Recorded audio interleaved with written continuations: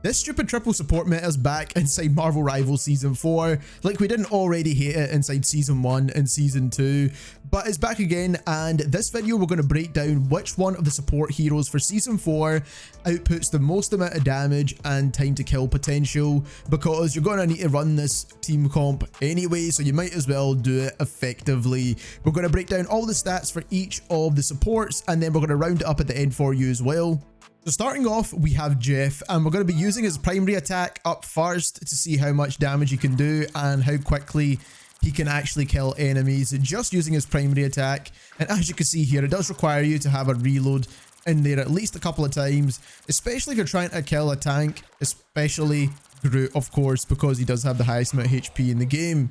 Next up, we're going to add in his secondary fire in here just to make sure we're dealing as much damage as we possibly can. And as you can see, it does stop his primary attack, and we're doing this as soon as the cooldown becomes available so we can get as many of these as possible. Next up, we've got Adam Warlock. We're going to test his base primary attack only, so this is hitting only body shots with Adam Warlock with his primary fire. Then we're doing the test again, but with just critical hits only. As you can see, it's a lot quicker. Next up, we've got his secondary fire, which we're going to wait until it fully charges up each time and then release it. And we're going to need to factor in reloads here too, of course, which as you can see here, we've got these many charges to actually kill. And lastly, I want to test the spam combo where you spam in a couple of primary and secondary fires in as quickly as you possibly can do. It's a little bit harder to do on console than it is on keyboard and mouse, but we'll see if we can make it work. Next I've got Cloak and Dagger, and we've got Dagger up first, and we might need to take a while on this one because it is going to take quite a bit of time for Groot to be dropped down to 0 HP. Now, of course, you don't want to be fighting any sort of tanks with Dagger especially, but like I said, this is going to take you a very, very long time. She doesn't have any other attacks to kind of combo into this one, so essentially we're just waiting until he dies. Next up, we've got Cloak, and we're going to see how long this one takes. Again, this is going to take a little while, but obviously much, much quicker than what we get with Dagger. And as you can see, after it gets past a certain point, it actually goes down a lot faster. So you can see you can still kill enemies relatively quickly. Lastly, we're going to combo in the wall because it does do a bit of damage. So we're going to start off with primary fire, combo the wall in. And as you can see, it doesn't do enough damage to the enemy to warrant comboing this all together, of course. But as you can see, Cloak doesn't do too bad. Next up, we've got Loki, and we're going to test him with 1, 2, and 3 clones. So first of all, with 1 clone, this is going to be how long it takes for you to actually kill a Groot. And as you can see, this is almost just as slow as using Dagger with Cloak and Dagger. Very, very long amount of time. You're not really going to get a lot of kills using Loki without his clones. And to be honest, in terms of Season 4 in general, Loki's not all that powerful anyways.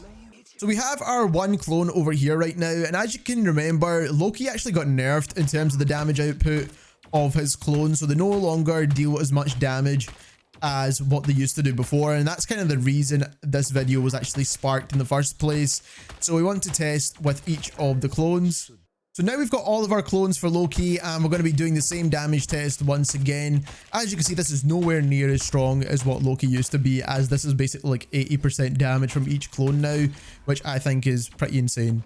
Next up, we have Mantis, and we've got a couple of things to test here. So first of all, just straight up body shots with Mantis, see how long it takes for us to destroy Groot. And as you can see, we're actually ripping himself down pretty quickly, requiring only 1 reload, which I think is pretty insane. Next up, we're going to do critical hits as well. So as you can see here, just hitting straight headshots, and boy, do we actually rip this guy in half. Next up, we're going to damage boost ourselves and then do the body shot test again. So as you can see here, body shots only with the damage boost, and it feels like it does it a little bit quicker. And next up, we've got the critical hits with the damage boost, and we want to see how fast we can destroy this guy, which, let's be honest, that is pretty quick if you're hitting your shots. Next up, we've got Rocket, and we've got base damage and critical hits for this guy. So we'll test the base damage up first. As you can see here, you can rip through enemies pretty quickly. Rocket's gun is actually a pretty powerful tool. And then moving on to the critical hits now, we're going to be doing the exact same thing. Now, the issue with Rocket's gun is not that it doesn't kill fast, it's just that the bullets do lag pretty far behind, which I think they should actually sort out for this hero. Luna's up next, and we're going to be testing base damage, critical hits, and also with the claps as well, as they also deal damage. So first of all, I've got base damage up first. As you can see, it is taking a little while longer than some of the other heroes, but it's still not too bad in terms of overall strategist damage. Then we've got critical hits, and again, this is based off a perfect scenario where you're landing every single shot on the head, but as you can see, you can kill Groot really quickly. Next, we're going to start off with the claps up first. We're going to just hit center mass as much as we can, and then we're going to finish it off with primary fire on center mass as well. And that is just to get a good idea on how much the claps actually help deal more damage. Next up, we've got Invisible Women, and what we're going to do is hit the primary fire off the ground so it ricochets faster. People tend to do this with Invisible Women, whether it helps or not doesn't really matter. We're going to do that anyway, and that is what we're going to start off first with by trying to kill Groot. And as you can see, it does take quite a while to get Groot to low HP. It's going to take a few reloads in there as well to kind of fully finish him off.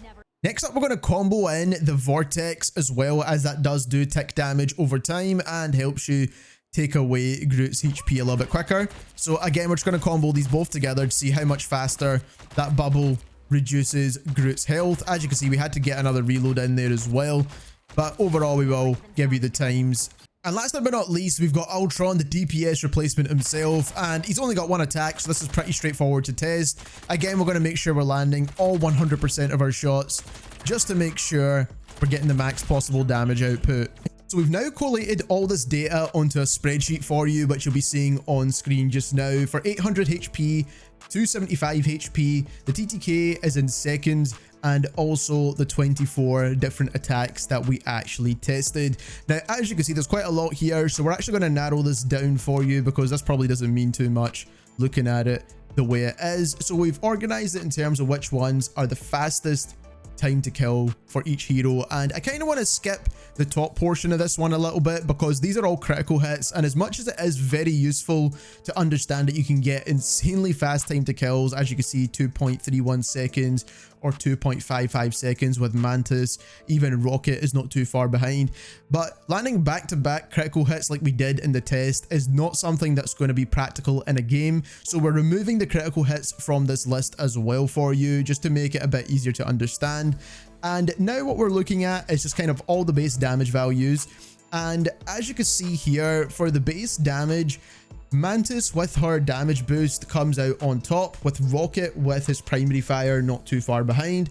Adam is up there as well, and Luna is also up there too, and that is just with all their primary fires. Of course, Mantis does have a damage boost, but even Mantis without the damage boost is also pretty far at the high of this list.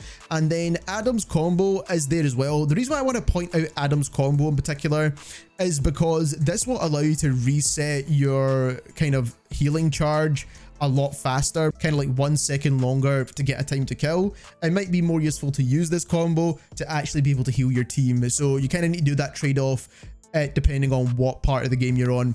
And then I also want to point out Ultron, and the reason why I want to point out Ultron, even though he's so far down the list at 9.01 seconds, is because Ultron's damage is slightly different to everyone else, where they're kind of like single fire or single projectile damage.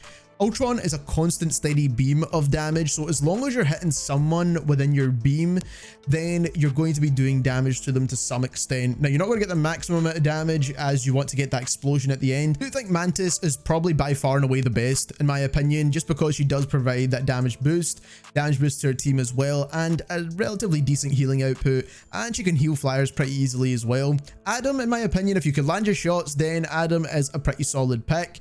When it comes to Luna, she's always a good pick regardless of what you want to play her in, whether you want to play her as a main support or not. So Luna is always good. And then, like I said, Ultron for his primary constant damage. I think he's still a solid pick, even though his time to kill is nowhere near the top. I just think that steady beam of damage could still be very valuable inside a game, especially when you're trying to kill enemies. So if you enjoyed this video and you learned something new, don't forget to subscribe to the channel, as we will be making more videos like this one. And thank you very much for watching.